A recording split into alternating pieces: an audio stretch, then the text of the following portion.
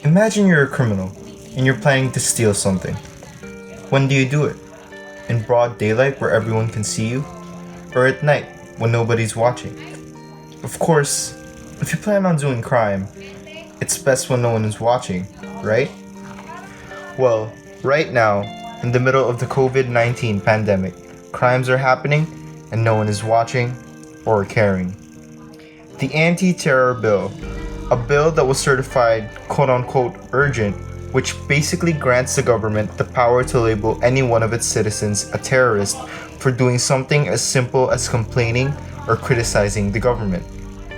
It expands the definition of terrorism to include acts intended to cause death or serious bodily injury to any other person, extensive damage and destruction to a government facility, private property, or critical infrastructure, and when the purpose of those acts is to intimidate the general public, create an atmosphere or message of fear, or seriously destabilize or destroy the fundamental political and economic social structures of the country. The act also criminalizes the threat, planning, training, facilitating of, and proposal and inciting to terrorist activities by means of speeches, proclamations, writings, banners, and emblems. It subjects suspects to surveillance, warrantless arrest, and detention for up to 24 days. In addition, it removes compensation for the suspect if he or she is wrongfully accused. Here's why it's so problematic. This bill gives terrorism such a broad definition that it can easily be abused by the people in power.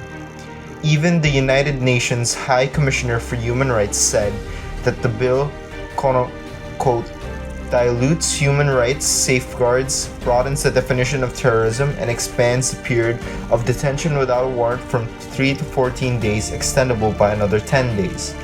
The vague definitions in the Anti-Terrorism Act may violate the principle of legality, end quote. Duterte's office received the bill on June 9, giving him 30 days to act on it. With the bill now on his desk, Duterte can sign it or veto it any time to reflect the executive branch's amendments. If no action is taken on it, the bill automatically becomes a law in 30 days. If you haven't yet, sign the petition to junk this bill. Use your social media platforms to share awareness. Even go on protests if you can. Because if we don't do something about this, our human rights will be stripped away from us by next month.